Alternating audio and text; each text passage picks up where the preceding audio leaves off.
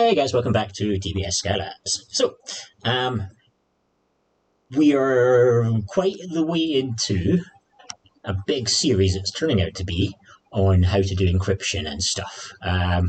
Now, we'd done how to make the key, we'd done how to encrypt a line of text, we'd done how to decrypt it from the cipher, and we'd made a menu. Now, a lot of this was optional extras, but the stuff we're going on to is going to be increasingly more advanced. Nothing super hard, but I think at this stage, a lot of people, if you haven't done the optional stuff, you'd be better to go back and do the optional stuff than to be carrying on with what we're doing today. Okay, so I'd suggest go back and do the optional things if you haven't already. If you have done the optional things, then today we're going to look at how could we read from a file and encrypt that data.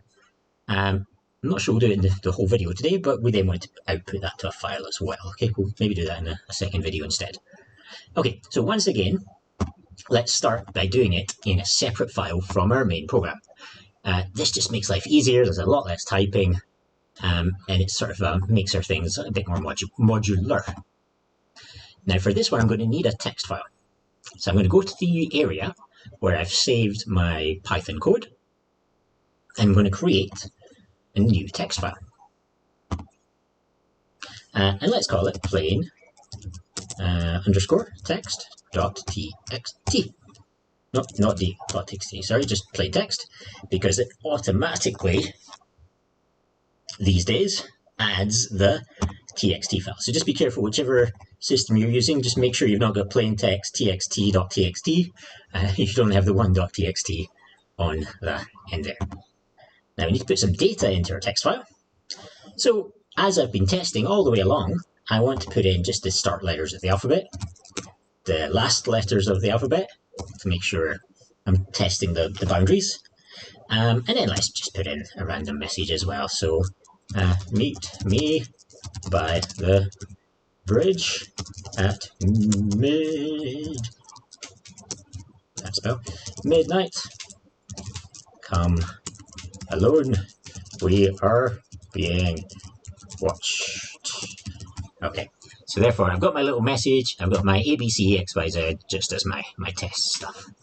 So let's save that. Okay, so then I'm going to go to my file here, my program, sorry, and I'm going to try and open that file. So internally, inside of my program only, not outside of the program, I'm going to call it in file, because it's a file I'm reading in. And I'm going to say equals open. So we use open to read a file. Now inside of open, we have to say the name of the file. So plain text.txt. And we got to say what we want to do to that file. In this case, I want to read it. Just in case, we've done this a bit before in class, but for those who are new to it, you can read, you can write, you can append, and you can create a file. We're going to use some of these as well later. Okay, now for each line in my file, I want to just print it out. So let's do for line in file. Let's print the line. Okay, now again, we probably could do this as 4x in range, but let's just keep it simple for now. So for paper 4, we're allowed to write it this way for A levels, but for other parts, you might need to break it down into bits. Anyway, let's see what we get. There we go. So ABC, XYZ, meet me at the bridge, blah, blah, blah. Now, we notice I'm getting a bunch of extra spaces in there. Now, part of that is because each of the lines of my text file has a new line character at the end. And it's like an invisible character that says take a new line. Additionally, a print automatically adds a new line.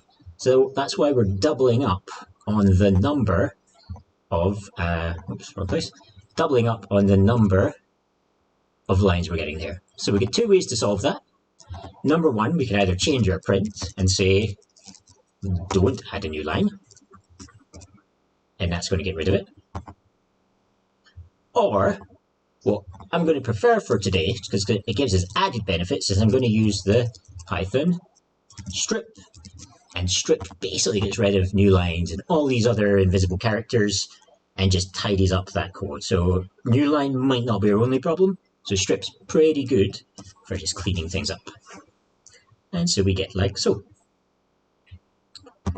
Okay, now maybe I want to add that stuff to an array and print it out. Yeah, okay, let's do that. So let's call it let's call it PT array. It's going to be empty. And then instead of printing the line, I'm going to PT array dot append. Again, depending on the language, we're going to append it in different ways. And then at the end, let's just print the PT array just to see that everything has been added to the array as we hope.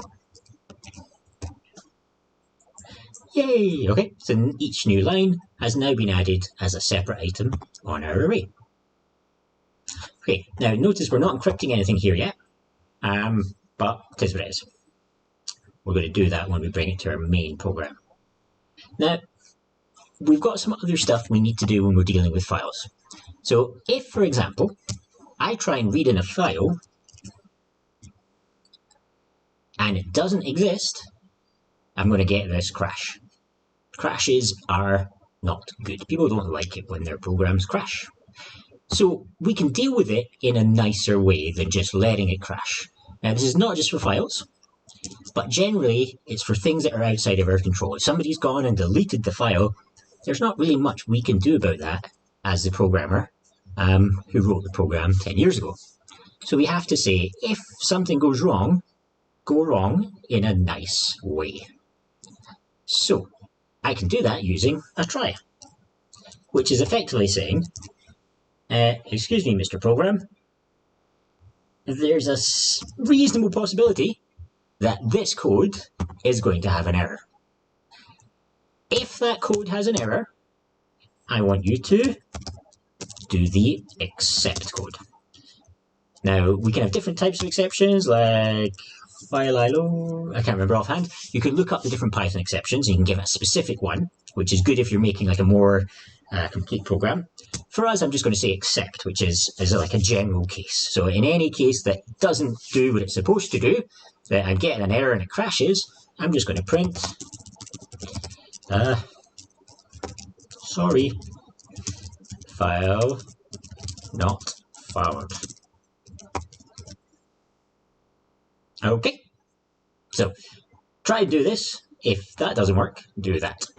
Now let's see what happens when I run my thing. Oh, sorry, file not found. Now if I change it back to Tom and Tom, you see that it works. So if it doesn't work, do this. If it does work, great. Just ignore the except part. Okay, so now I want to start actually encrypting my lines. Now, I could manually put it all into here and bring stuff across, but I think this is the point in time where I maybe want to start thinking, well, let's add it to my main file and start using some of the stuff that I've done before. So let's copy all that and go to the menu file that I had before. Ta-da! And let's put that into a nice new function called encrypt file. Now, when I encrypt the file, I want to give it a file name. And I want to give it a key, as I did before. Done. Okay, now, oops, the indentation has gone funky. Now, I could print the array, but I probably also want to return the array. So I want to give it out as an option as well. So I can print it out or give it out. Okay.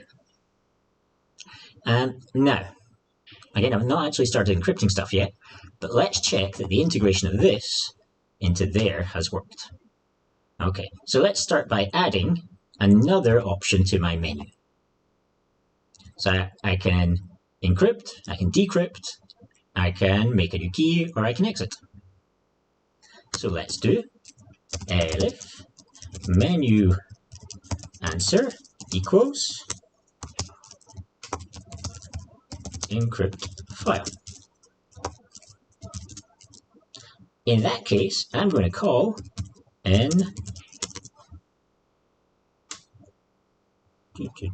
what did I call it?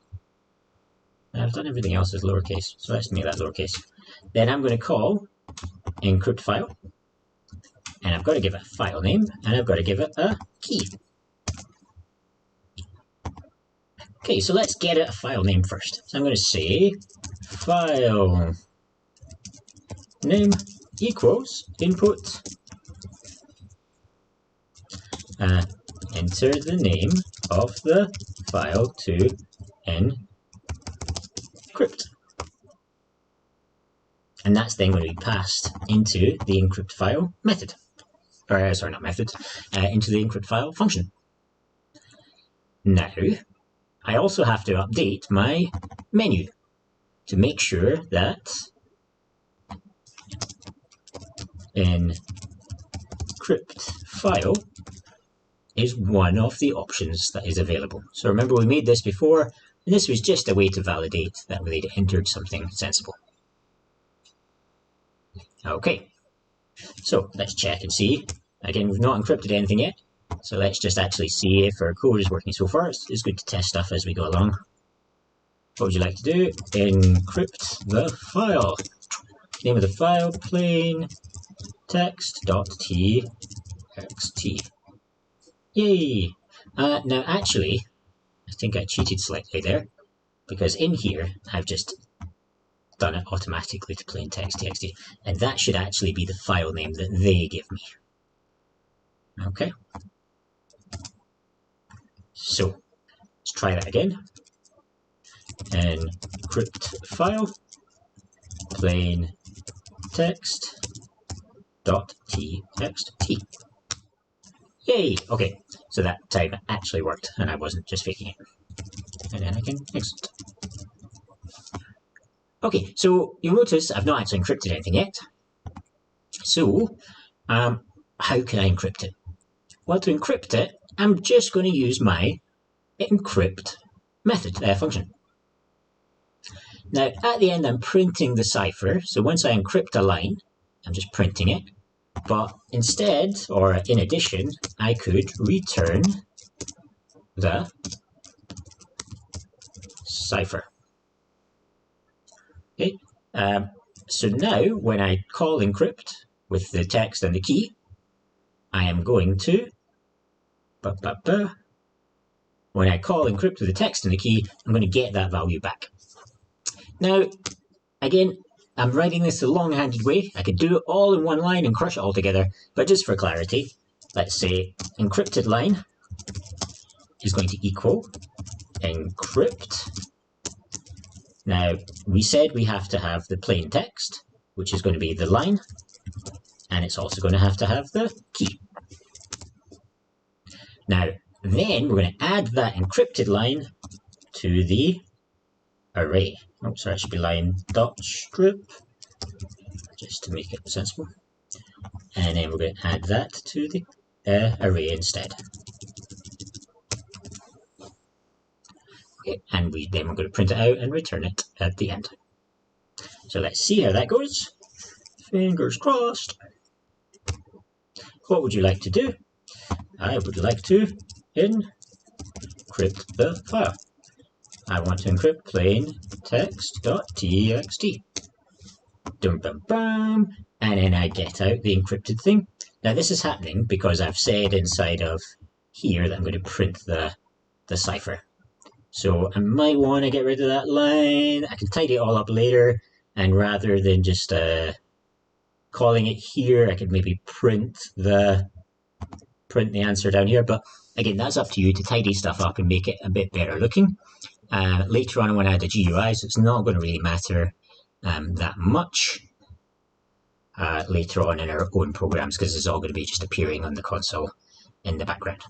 Okay, so main takeaways for this one is we can open a file, we give it the file name and what we want to do to it, and then we can take each line and do something with that line.